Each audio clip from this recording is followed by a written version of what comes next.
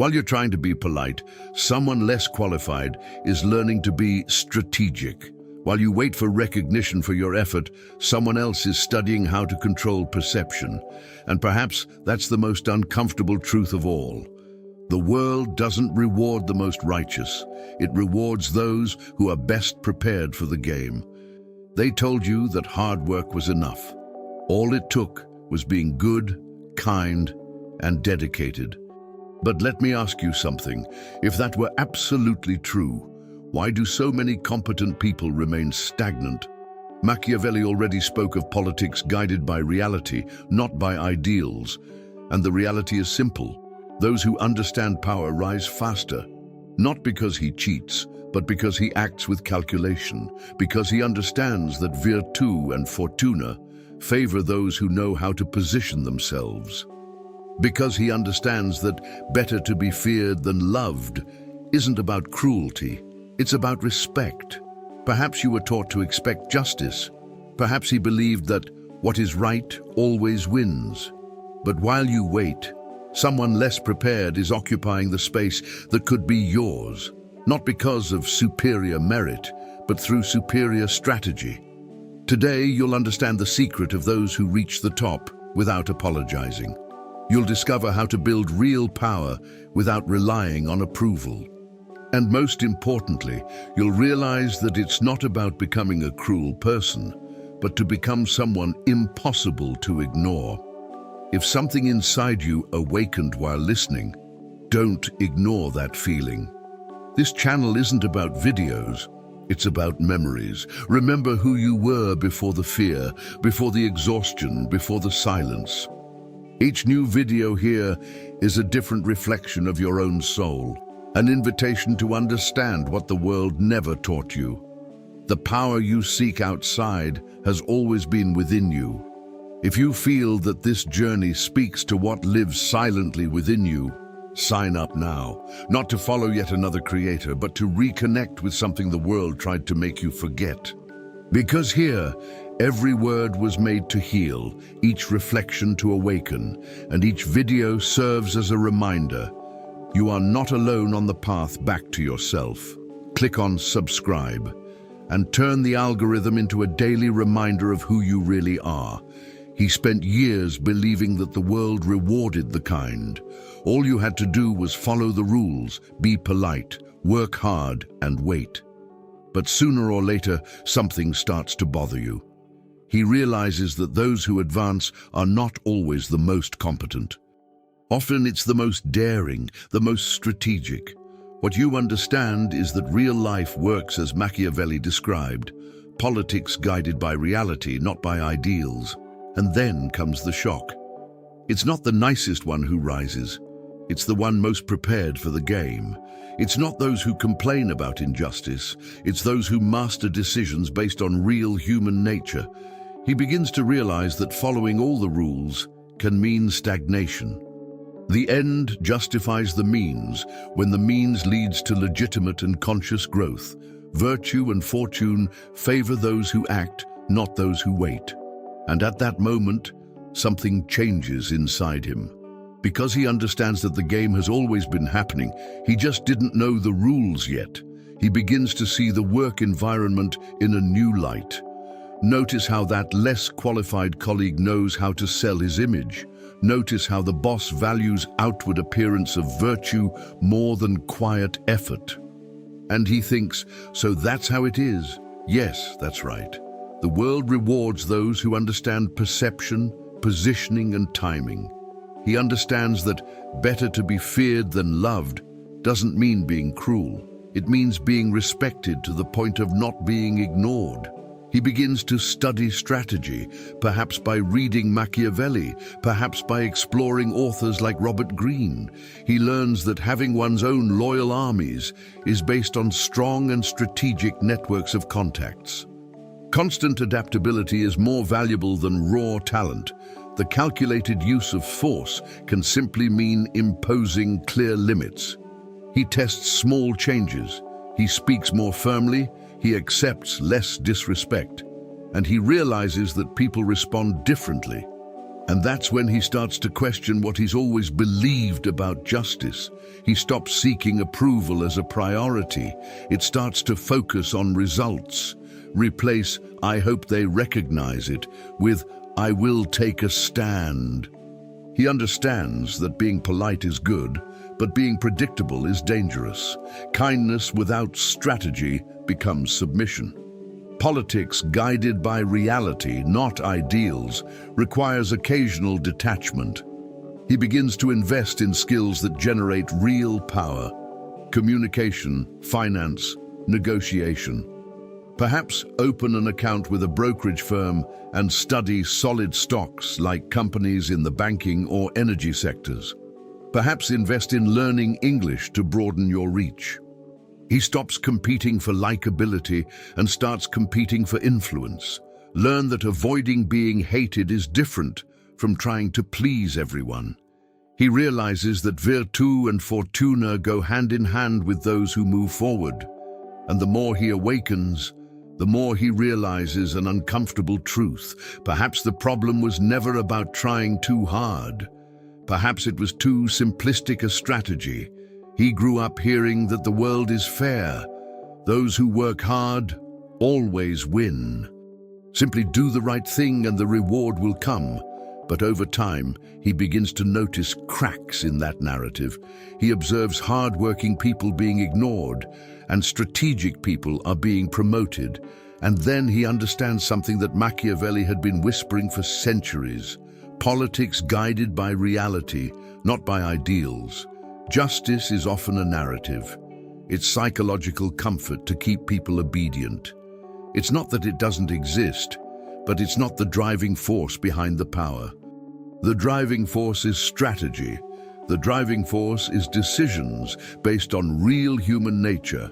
And when he understands that, the game changes completely.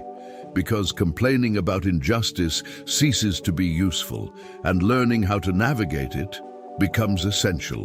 He begins to analyze his own trajectory. He realizes he worked hard, but negotiated little. He delivered results, but failed to communicate the impact. He was loyal, but he did not build his own loyal armies around him. And here's an uncomfortable truth: hard work without strategy is wasted effort. The end justifies the means when the means are applied intelligence. He understands that virtue and fortune do not reward innocence. They reward those who take a stand.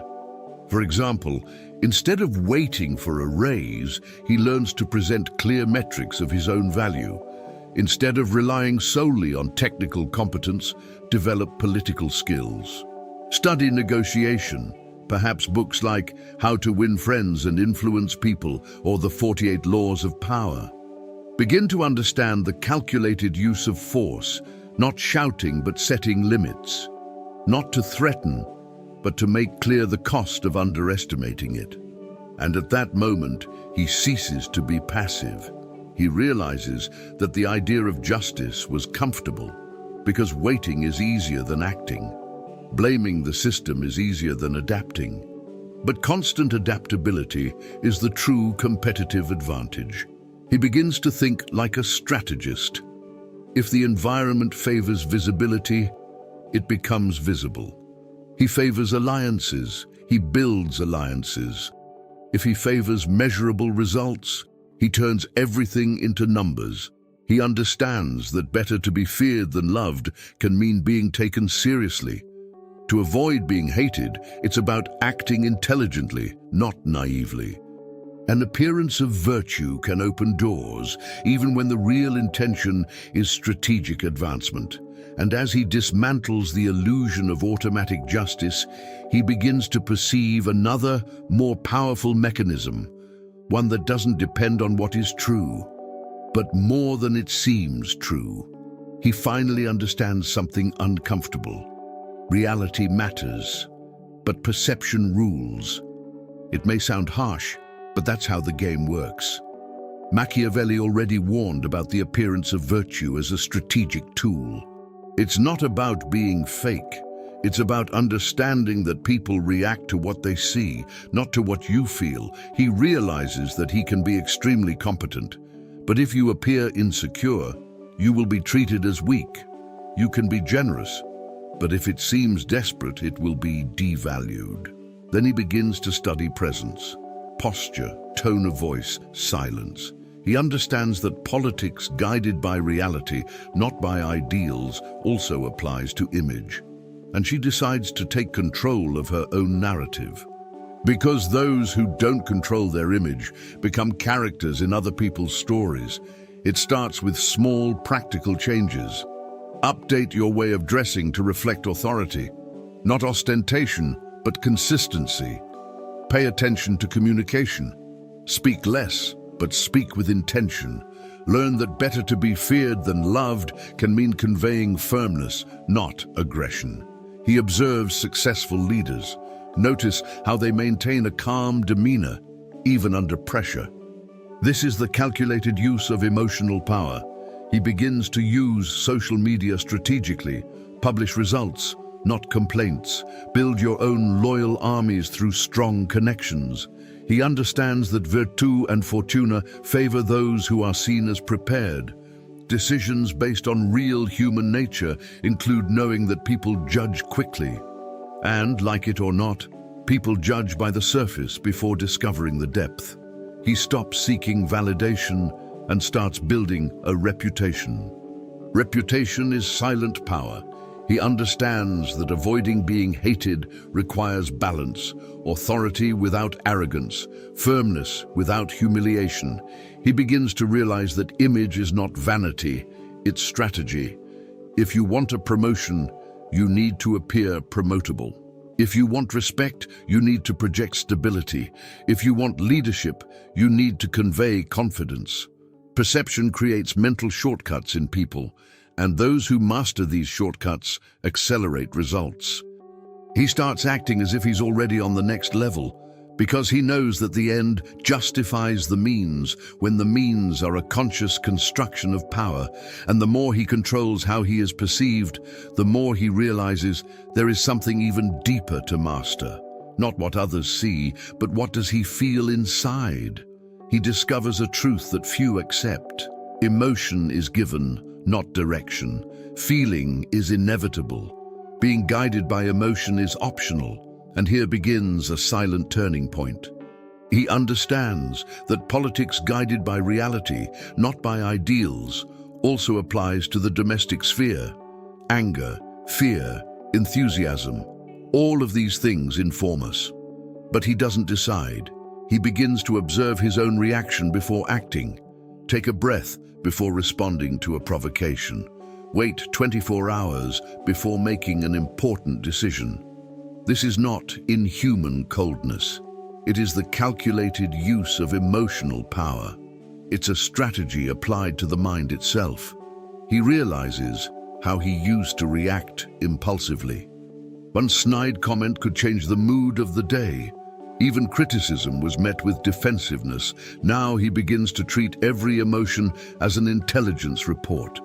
If you feel envious, ask yourself, what does this reveal about what I want? If you feel afraid, ask yourself, what real risk is there here? If you feel anger, analyze, is this disrespectful or just my wounded ego? These are decisions based on real human nature, including his own. He understands that better to be feared than loved doesn't mean losing control. It means maintaining control over oneself.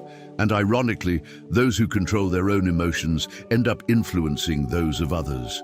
Virtue and fortune begin to favor those who are not emotionally predictable, because emotional predictability is an exploitable weakness. He begins to practice detachment in concrete situations.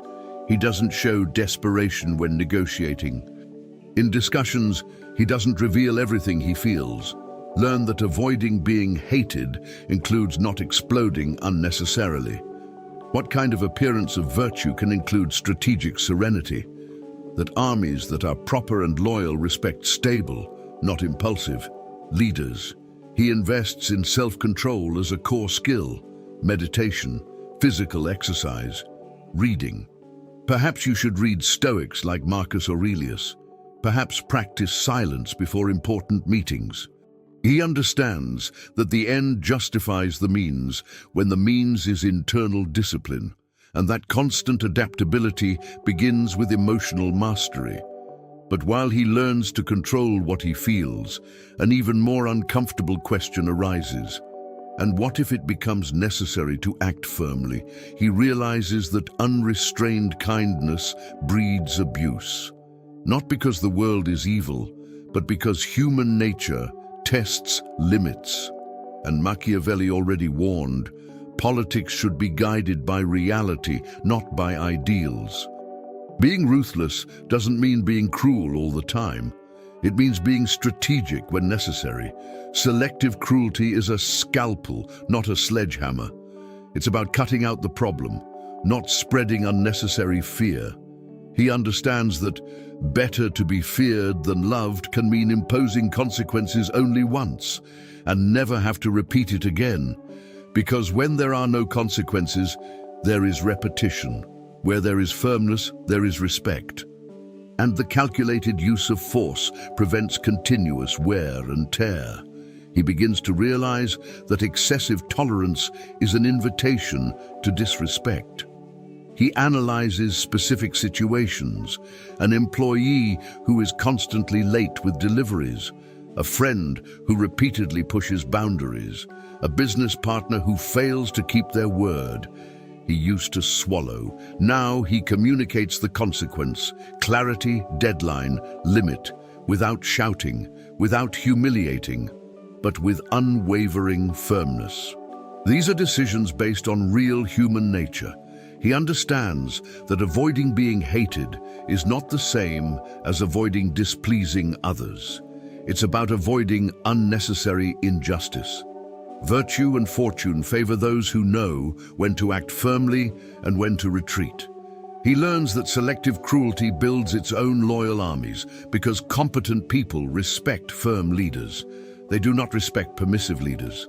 He starts cutting out distractions, eliminate unproductive commitments, saying no more often, stop responding to irrelevant provocations, and he notices something curious.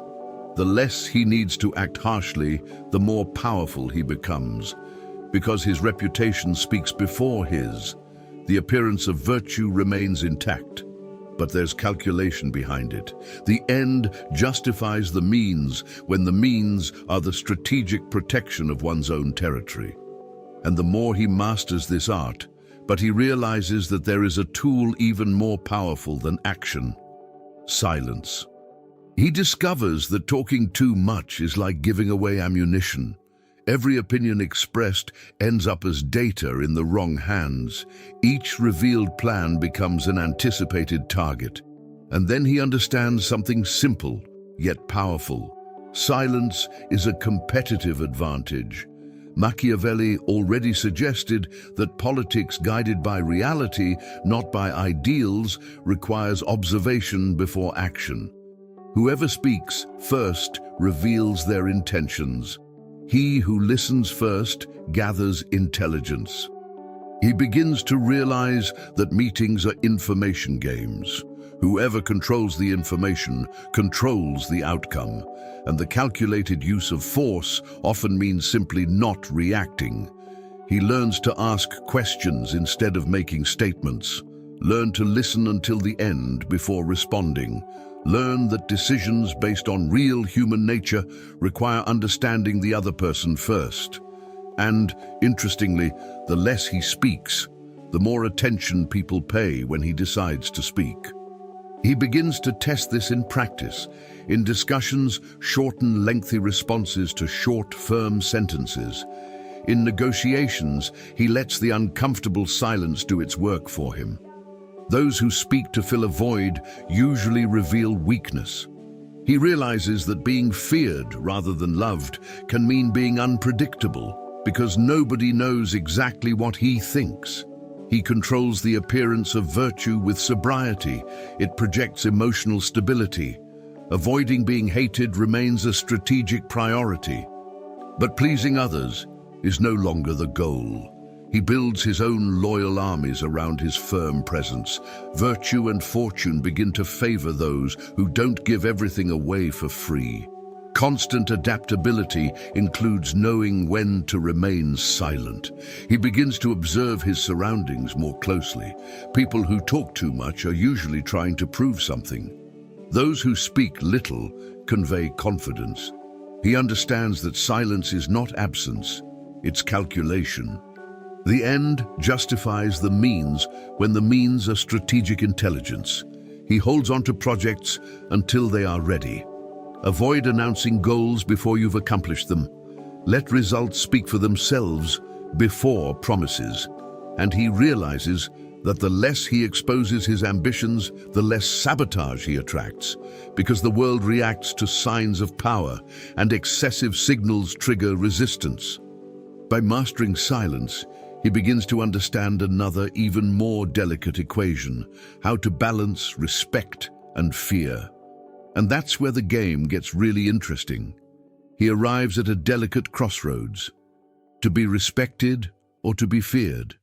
And then he understands that the question is wrong. Machiavelli never spoke of choosing one and discarding the other. He spoke of balance. It's better to be feared than loved, yes, but avoiding being hated is essential, because hatred breeds conspiracy. Moderate fear breeds caution, and respect breeds cooperation. Politics guided by reality, not by ideals, requires understanding this invisible mathematics. He begins to observe leaders. The weak are ignored. Aggressive people are sabotaged. Those who are firm and predictable in their consequences are obeyed, and he decides to become the third type. He learns that true authority is born from consistency. If you promise results, you deliver. If you set a limit, stick to it. This is the calculated use of force. It's not an emotional outburst, it's strategic predictability. People are learning that pushing boundaries has a cost, and respecting it brings benefits. That's how you build your own loyal armies, clearly not by shouting, with decisions based on real human nature. Virtue and fortune favor those who balance firmness with rationality. He doesn't seek to be loved by everyone. He seeks to be taken seriously by everyone.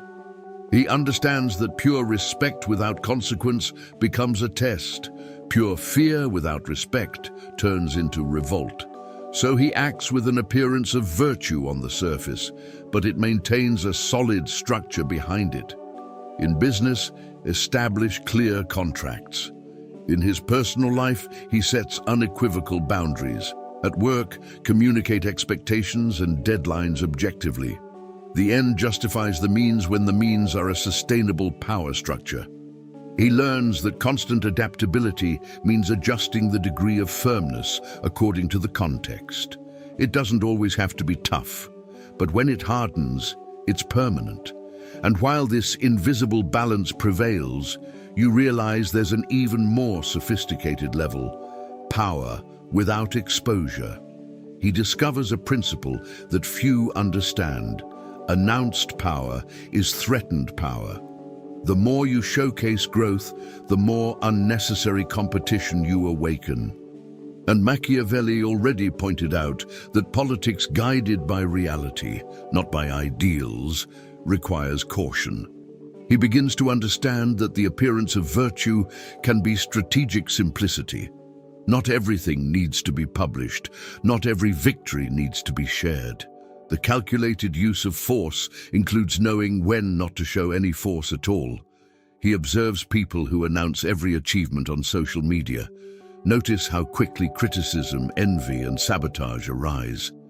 Virtue and fortune favor those who grow in silence, because surprise is a competitive advantage, and whoever surprises controls the pace of the game.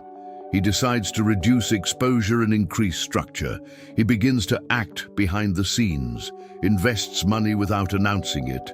Study the market before revealing your intentions. It discreetly builds its own loyal armies. Learn new skills away from the applause. Perhaps I'll take advanced courses. Perhaps you could start investing in solid stocks or strategic fixed income. Maybe I'll learn English without telling anyone until I'm fluent. He understands that better to be feared than loved can mean being unpredictable. Avoiding being hated includes not provoking other people's egos. He maintains a humble demeanor outwardly, but internally it builds an advantage. Decisions based on real human nature show that excessive exposure attracts resistance. He realizes that invisibility is not shyness. It's a strategy, it's protection, it's armor. The end justifies the means when the means are intelligent self-preservation. He learns that constant adaptability requires reading the environment. If the environment is competitive, less exposure. If it's collaborative, the exposure is calculated. He understands that growing in silence multiplies the impact when it finally emerges. And when the result emerges, it's already irreversible. No time for sabotage, no room for reaction from competitors, and at that point he begins to feel something different, not just respect, but sovereignty. He begins to realize that the goal was never to win arguments. It was never a matter of proving that he was right. He was never about winning applause. The real objective was sovereignty, financial, emotional, and strategic sovereignty. And here, the transformation ceases to be external and becomes structural. Machiavelli spoke of politics guided by reality, not by ideals, and he understands that this also means independence. Those who are too dependent obey too much. Those who are too needy tend to submit too much. So he decides to reduce his dependencies. It builds multiple income streams. Learn about sound investments, diversification, and productive assets. Start thinking like someone who wants freedom, not just a salary. It strengthens your emotional foundation. It doesn't constantly seek validation. He doesn't beg for recognition. Understanding that better to be feared than loved can mean not needing anyone's approval. Avoiding being hated remains strategic, but pleasing others ceases to be a priority. He develops his own loyal armies, partners, allies, strong contacts. Cultivate helpful and genuine relationships. Virtue and fortune favor those who prepare before the opportunity arises. He builds up financial reserves. Invest in knowledge. Train your body and mind. This is the calculated use of force over one's own life. These are decisions based on real human nature, including his own. He understands that being untouchable doesn't mean being invisible forever. It's difficult to manipulate. It's about not being an emotional hostage. It means not being financially dependent. It's about not being vulnerable to psychological blackmail. The appearance of virtue continues to exist, but behind it, there is structure. The end justifies the means when the means is strategic freedom. He practices constant adaptability. If the market changes, he changes along with it. If the environment becomes hostile, it adjusts course. If an opportunity arises, he is already prepared. And when he gets to that point, he realizes something definitive. Success doesn't begin at the top. It starts with the decision to act now. He finally understands that knowledge without action is mere entertainment. It may sound harsh, but it's liberating. Reading about Machiavelli doesn't transform anyone. Applying policy guided by reality, not by ideals, brings about change. Watching videos about power is comfortable. Implementing strategies is uncomfortable. And that's exactly why so few people do it. He realizes that virtù and fortuna favor those who act before they feel ready. Those who expect absolute trust never begin. Those who start build confidence along the way. So he decides to take the first concrete step. Not tomorrow, not when you are better prepared. Now. It starts small but strategically. Define a clear financial goal. Cut out an unnecessary expense and invest that amount monthly. It improves posture and communication in the workplace. It imposes a limit that had been postponing for some time. This is the calculated use of force. These are decisions based on real human nature, including his own. He stops trying to be loved by everyone. It's better to be feared than loved when it comes to professional respect. Avoiding being hated remains a matter of intelligent calculation, not submission. He begins to build his own loyal armies around him. Choose your friends more carefully, select influences, reduces noise. He understands that transformation is not a single event. It's a process that's repeated daily. Constant adaptability becomes a personal rule. If you make a mistake, you adjust it. If you learn something new, you implement it. If you perceive weakness, strengthen it. He no longer seeks automatic justice, seeking strategic positioning. It no longer depends solely on luck. Create the conditions so that virtù and fortuna find you prepared. The appearance of virtue remains useful, but now it comes with real structure. The end justifies the means when the means are consistent action. And while many are still reflecting on changing their lives, he's already started. Now let me ask you something. Looking you in the eyes, how much longer are you going to keep playing the wrong game? You already understand that the world works through strategy. Politics guided by reality, not by ideals, is what truly moves the structures. Virtue and fortune favor those who act. Being better feared than loved can mean being truly respected. Avoiding being hated isn't about pleasing others. It's about acting intelligently. So the question isn't whether it works. The question is, are you going to apply it or are you going to keep watching? Are you going to keep waiting for automatic justice, or will you start making decisions based on real human nature? Are you going to keep trying to get validated, or will you build your own loyal armies? Will you continue to react emotionally, or will you use the calculated use of force? Transformation doesn't happen when you understand. It happens when you run it. Start small, but start today. Set a deadline that you've been putting off. Adjust your posture at work tomorrow. Invest in a skill that increases your power. Stop announcing plans and start executing them quietly. Because the end justifies the means when the means is conscious evolution. Constant adaptability is what separates those who rise from those who watch. Now tell me, are you ready to continue being polite, or are you ready to be strategic? If this content opened your mind, if it made you see the game more clearly, then subscribe to the channel and turn on notifications. Here, you don't learn comfortable theory. You learn about applicable power. And in the next video, we'll delve even deeper into that.